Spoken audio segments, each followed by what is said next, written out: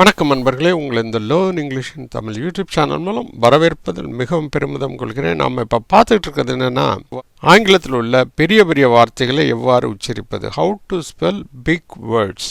நம்ம பார்க்க போகிற வார்த்தை எதிலிருந்து ஆரம்பிக்குதுன்னா, பொதுவாக உங்களுக்கு உயிரெழுத்து ஏஇஐஓன்னு 5 எழுத்து தெரியும். ஆனால் ஓசை 12. இது இங்கிலீஷில் வவ்வல்ஸ்ன்னு சொல்லுவோம். நம்ம இன்றைக்கி பார்க்க வேண்டிய வார்த்தை எதிலிருந்து தொடங்குதுன்னா, ஜியிலேருந்து தொடங்குது. அந்த ஜியிலேருந்து தொடங்குகிற வார்த்தையை ஏஇஐஓயில் இருக்கா இல்லை. அப்போ ஜி புள்ளி வைத்த எழுத்து, அது இக்காகவும் இஜ்ஜாகவும் உச்சரிக்கப்படும். அதை என்ன சொல்லுவோம், மெய் எழுத்துன்னு சொல்லுவோம், கான்சனன்ட். ரைட்டா? இப்போ பொதுவாக நம்ம எழுத்துக்களை உச்சரிக்கும் பொழுது, ஒரு வார்த்தையில் இருக்கும் பொழுது நம்ம எப்படி உச்சரிக்கணும், தனித்தனியாக வரும் பொழுது எப்படி உச்சரிக்கணுங்கிறது நமக்கு தெரியணும். வார்த்தையில் வரும் பொழுது ஆ ஆ இ ஈ அப்படி தான் உச்சரிப்போம்.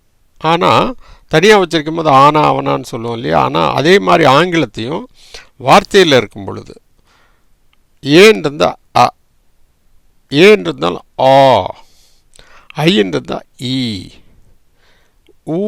யூன்னு இருந்தால் ஊ, டபுள் ஓ இருந்தால் ஊ, ஏன்னு இருந்தால் ஈ, ஐக்கு ஏஐ, ஓன்னு இருந்தால் ஓ ஓ, அவுக்கு ஓஇ ஓடபிள்யூ ஏடபிள்யூ ஓவி, இவ்வளோ எழுத்துக்கள் இருக்கிறது. சரியா? இதுதான் பொருத்தமான எழுத்துக்கள்.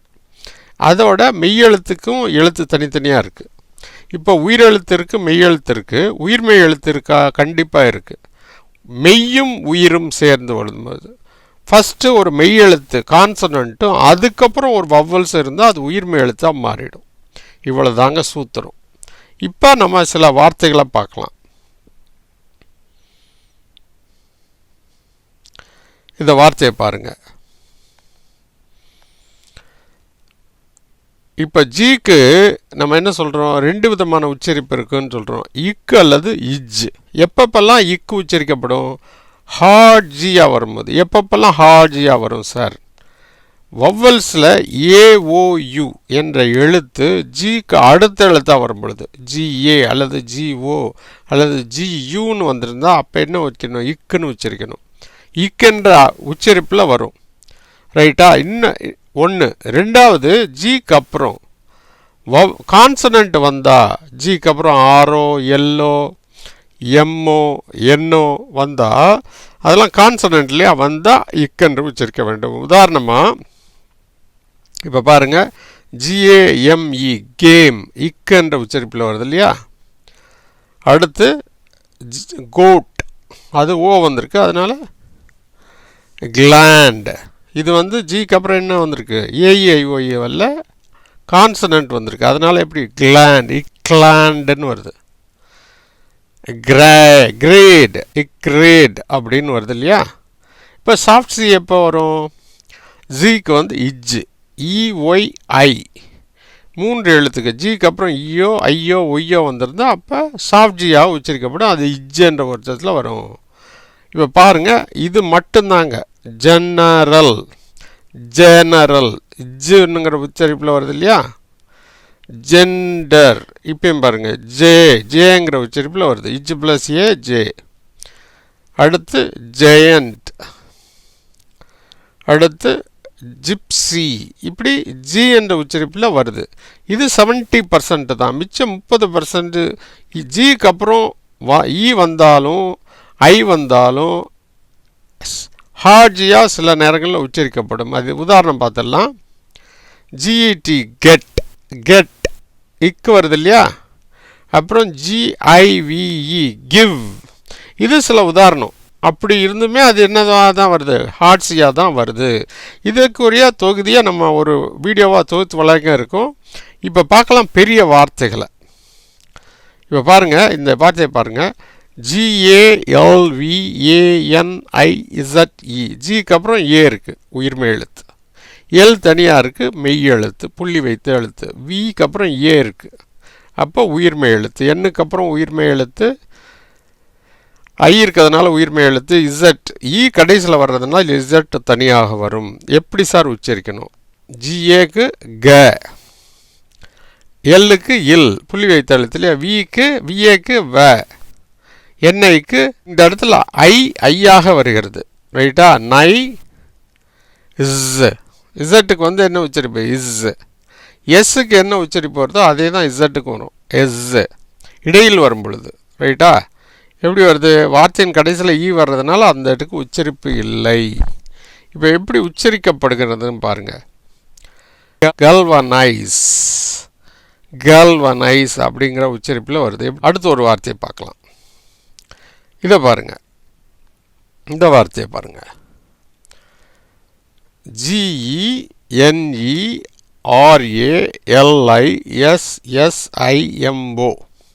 ஜிக்கு அப்புறம் இ இருக்குது, எண்ணுக்கு அப்புறம் இ இருக்குது. அப்புறம் உயிர்மை எழுத்து உயிர்மை எழுத்து உயிர்மை எழுத்து உயிர்மை எழுத்து, எஸ் மட்டும் மெய் எழுத்து. அதுக்கப்புறம் உயிர்மை எழுத்து உயிர்மை எழுத்து. ஒரே ஒரு எழுத்து தான் மெய் எழுத்து, மற்ற அனைத்து எழுத்துக்களும் உயிர்மை எழுத்தாக வந்திருக்கு. இந்த சென்டென்ஸோட வார்த்தையோட சிறப்பு. ஜே, என்இக்கு நே, ஆர்ஏக்கு ரே, எல்ஐக்கு லீ, எஸ் இஸ், சி எம்ஓக்கு மோ. எப்படி வருது? ஜெனரலிசிமோ, ஜெனரலிசிமோ அப்படிங்கிற உச்சரிப்பில் வருது. அடுத்து ஒரு வார்த்தையும் பார்த்துடலாம். இதை பாருங்கள், இது எப்படி வருது பாருங்கள். ஜிக்கு அப்புறம் புள்ளி வைத்த எழுத்தில் வருது எல், அதனால இக்கு என்ற விசையில் வருது. GLOCKENSPIEL.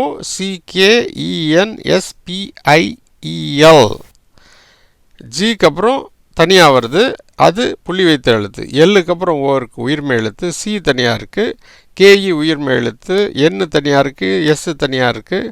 பிஐ உயிர்மை எழுத்து, இ தனியாக இருக்குது, எல் தனியாக இருக்குது. ஈங்கிறது உயிரெழுத்தாக வருது இந்த இடத்துல. எப்படி வருது பார்ப்போம். இக், எல்ஓங்கிறது லோ, சி வந்து இக், ஏன்னா இக்கு ஹார்ட் சியாக வருது. ரைட்டா? இக் ப்ளஸ் ஏ கே. எண்ணுக்கு இன்னு தான், எஸ்ஸுக்கு இஸ்ஸு தான், பிஐக்கு பி, ஈக்கு இ, எல்லுக்கு வந்து எல். எப்படி வருது?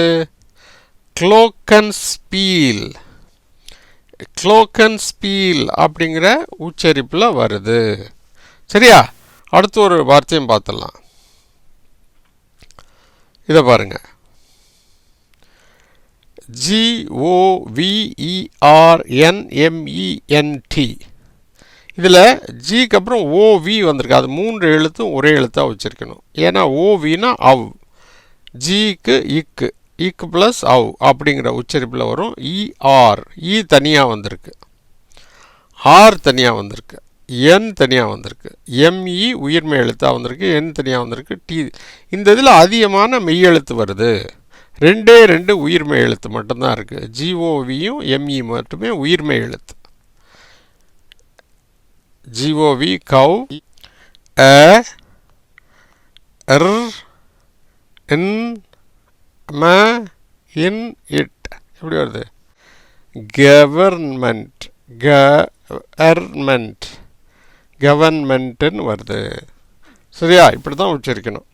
இப்போ பொதுவாக உயிர்மை எழுத்து எப்படி வருது அப்படின்னா, ஒரு எழுத்து முதல்ல ஒரு மெய் எழுத்துக்கு அப்புறம் உயிரெழுத்து வந்தால் உயிர்மை எழுத்து. அவர் ஜி ப்ளஸ் ஏ க, ஜி ப்ளஸ் ஏஏ க. ஆனால் டபுள் ஏ பெரும்பாலும் வராது, அதனால் சிங்கிள் ஏ வந்தாலும் கா தான். ஜிஐ வரும்போது ஜின்னு உச்சரிக்கிறோம். ஜிஐனாலும் ஜி, ஜியூனா கு, ஜியூனா கு, அல்லது GOOனாலும் கூ தான். GEJ, GEJ. ஆனால் சில நேரங்களில் ஜி வந்து இக்கா வரும்போது கீன்னு வரும். GAI கை, கோ, கோ, கவ். இப்படி தான் மெய்யெழுத்தோட உயிரெழுத்து சேர்ந்து இப்படி வருது. சரியா? இந்த தொடர் பார்த்து கொண்டிருக்க அனைத்து அன்பர்களுக்கும் உங்கள் வீட்டு பக்கத்தில் தமிழ் வழி படிக்கும் மாணவ மாணவிகள், கல்லூரி அன்பர்கள், ஆங்கிலத்தில் எழுத படிக்க விரும்பும் தமிழர்களும் தான் இந்த சேனலை பற்றி எடுத்து சொல்லுங்கள். இந்த சேனலை நீங்கள் சப்ஸ்கிரைப் பண்ணலைன்னா ப்ளீஸ் சப்ஸ்கிரைப் பண்ணுங்கள். அதோடு மட்டும் இல்லாமல் இந்த பெல்லைக்கான கிளிக் பண்ண மறந்துடாதீங்க. அப்படி கிளிக் பண்ணதெல்லாம் நாங்கள் போடுற வீடியோக்கள் அனைத்தும் உங்களுக்கு உடனுக்குடன் வந்து சேரும் என்பதை இதன் மூலம் தெரிவித்துக் கொள்கிறோம். மேலும் இந்த சேனலின் பயன் உலகம் முழுமைக்கும் உள்ள தமிழ் பேசும் சொந்தலங்கு சேனலுடைய இந்த சேனலை பற்றிய விவரங்களை வாட்ஸ்அப்பிலோ அல்லது ஃபேஸ்புக்கிலோ ஷேர் பண்ணுங்கள் என்றும் தாழ்மையுடன் கேட்டுக்கொள்கிறேன் நண்பர்களே. நன்றி, வணக்கம். மீண்டும் சந்திப்போம் அடுத்த ஒரு புதிய தொடரில்.